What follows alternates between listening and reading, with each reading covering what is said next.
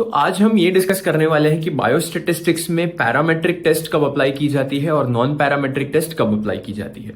अगर आपको पैरामेट्रिक और नॉन पैरामेट्रिक टेस्ट्स का मतलब नहीं पता तो मैंने बायोस्टैटिस्टिक्स नाम से एक पूरी प्लेलिस्ट बना रखी है जो कि मेरी ही चैनल पे है, आप वो जाके देख सकते हो। उसमें मैंने अलग अलग जो मेथड्स है, जैसे कि पैरामेट्रिक टेस्ट में टी टेस्ट है, अनोवा है, और नॉन पैरामेट्रिक में विल्कॉक्सन रैंक सम टेस्ट है, ये सभी चीजें मैंने कवर करवाई है। उनके फॉर्मूला क्या होते हैं ये देखे हैं हमने, और कब अप्लाई की जाती है, कैसे अप्लाई की जाती है, ये सभी चीजें मैंने कवर की है। लेकिन आज मैं अज्यूम करके चल रहा हूं कि वो सभी टेस्ट का मतलब एक जनरल आइडिया आपको पहले से है।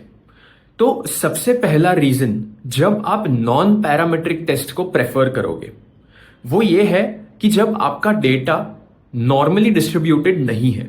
अब ये नॉर्मल डिस्ट्रीब्यूशन का मतलब क्या है ये भी मैंने वही सेम प्लेलिस्ट में कवर करवाया हुआ है, तो अगेन वो वीडियो आप जाके देख सकते हो। वो जो बेल शेप्ड कर्व आता है, ये सभी चीजें, और इतना डेटा इतने रेंज में लाई करना चाहिए 68.2%, ये सभी चीजें मैंने पहले से कवर करवाई हुई है, तो वो जाके आप देख सकते हो। तो नॉर्मली डिस्ट्रीब्यूटेड जब नहीं है आपका डेटा, उस केस में आपको प्रेफर करना है कि आप नॉन पैरामेट्रिक टेस्ट यूज करो। और अगर आपको दिया हुआ है कोई क्वेश्चन है, लेट से कोई एग्जाम में आप लिख रहे हो, तो वो क्वेश्चन में आपको लेट से दिया हुआ है कि आपका डेटा नॉर्मली डिस्ट्रीब्यूटेड है, तो उस केस में आपको पैरामेट्रिक वर्जन, वही नॉन पैरामेट्रिक टेस्ट का पैरामेट्रिक वर्जन यूज करना है, और उससे आपको करेक्ट आंसर मिल जाएगा। तो सबसे पहली चीज तो है नॉर्मल डिस्ट्रीब्यूशन ऑफ डेटा।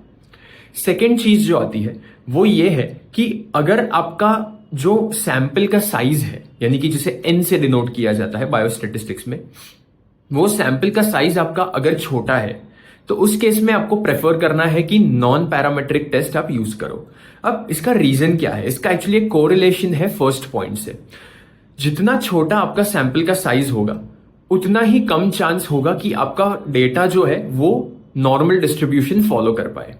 तो इस रीजन से अगर आपका डेटा या सैंपल साइज जो है वो छोटा है तो आपके चांसेस कम है कि आपका डेटा नॉर्मल डिस्ट्रीब्यूशन फॉलो करेगा। इस वजह से आपको again non parametric test use करनी है। और अगर आपका सैंपल साइज कंसिडरेबल है, 1000 से ऊपर, 10,000 से ऊपर है, तो उस केस में आप safely parametric test usually use कर सकते हो। तो ये दूसरी कंडीशन है। तो ये दोनों कंडीशंस का एक्चुअली कोरिलेशन है कि अगर सैंपल साइज छोटी है तो नॉर्मल डिस्ट्रीब्यूशन शायद नहीं होगा, इस वजह से नॉन पैरामेट्रिक टेस्ट यूज करनी है। तो ये तो सबसे पहले दो मेन रीजंस हुए जो कि यूजुअली कंसिडर किए जाते हैं जब आप चूज करना चाहो कि पैरामेट्रिक टेस्ट यूज करनी है या नॉन पैरामेट्रिक टेस्ट। अब इसके बाद और एक रीजन ये आता है कि अगर आपका डेटा जो है वो ऑर्डिनल डेटा है। अब ये ऑर्डिनल डेटा का मतलब क्या है? अगर आप कंसिडर करो ब्लड प्रेशर की रीडिंग्स, तो उसमें आप एक एग्जैक्ट वैल्यू डिनोट कर सकते हो कि एक पर्टिकुलर पर्सन की ब्लड प्रेशर की वैल्यू क्या है, 120/80 है या 130/90 है। ये सभी आप न्यूमेरिकल वैल्यूज असाइन कर सकते हो, जिसकी वजह से ये एक ऑब्जेक्टिव वैल्यू बन जाती है कि आप उसे चेंज नहीं कर सकते। लेकिन अगर आप पेन का स्केल देखने जाओ, यानी कि अगर किसी को एक ऐसा क्लिनिकल ट्रायल है जिसमें कि पेन जो है वो रिड्यूस किया जा रहा है कोई पेन किलर को एडमिनिस्टर करके, तो पेन का परसेप्शन हर एक पर्सन में अलग होता है। तो उसी वजह से हमारे पास एक पेन की स्केल बनाई जाती है, जिसमें अगर वो पार्टिसिपेंट आके उस स्केल में 1 पे मार्क करता है तो इसका मतलब यह है कि उसे बहुत कम पेन है, और साथ ही साथ अगर वो 10 पे मार्क करता है तो इसका मतलब यह है कि उसे बहुत ज्यादा पेन है। तो ये 1 से 10 के बीच में पेन का स्केल होता है। अलग अलग कैटेगरीज होती है, 1 2 3 4 5 6 10 तक। वैसे कैटेगरीज में जो डेटा है वो फॉल करता है, उसे कहा जाता है ऑर्डिनल डेटा। अब ये ऑर्डिनल डेटा जब प्ले में आता है बायोस्टैटिस्टिक्स में, तब यूजुअली प्रिफर किया जाता है कि नॉन पैरामेट्रिक टेस्ट को यूज किया जाए, क्योंकि नॉन पैरामेट्रिक टेस्ट रैंक्स पर रिलाई करती है। अगर आपने वो सभी वीडियोस देखे हैं मेरे, या फिर आपको अगर पता है कि नॉन पैरामेट्रिक टेस्ट क्या होते हैं, तो इसमें रैंक से खेल खेलना होता है। इस वजह से आपको अगर ऑर्डिनल डेटा भी दिया गया है तो भी कोई प्रॉब्लम नहीं आता, आपका एक्यूरेसी काफी हाई होता है। तो ये तो थर्ड रीजन है कि ऑर्डिनल डेटा होना चाहिए। फोर्थ रीजन ये है कि आपके पास हेटेरोसेडास्टिसिटी अगर होती है। अब ये हेटेरोसेडास्टिसिटी मतलब क्या, ये मैं एक एक करके बोलूंगा।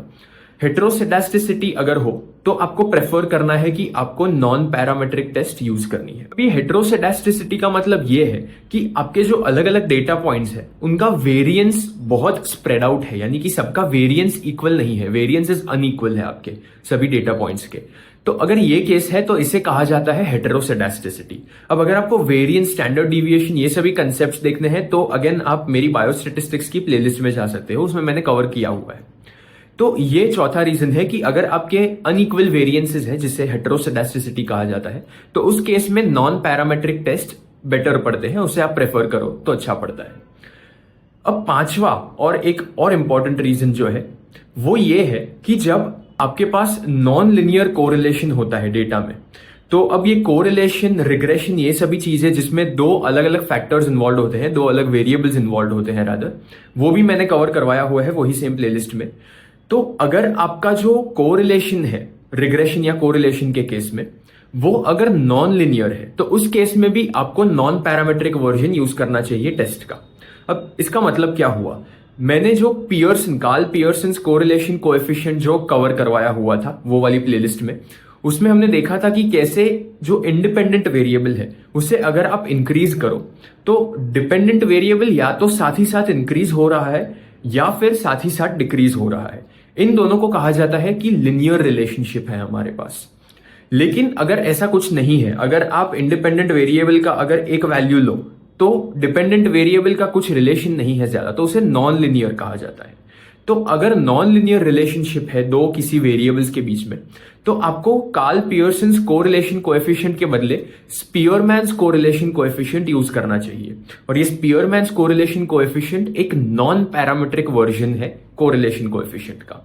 तो ये सभी अलग अलग कंडीशंस है जब आपको प्रेफर करनी चाहिए non parametric test as suppose to parametric test. Thank you.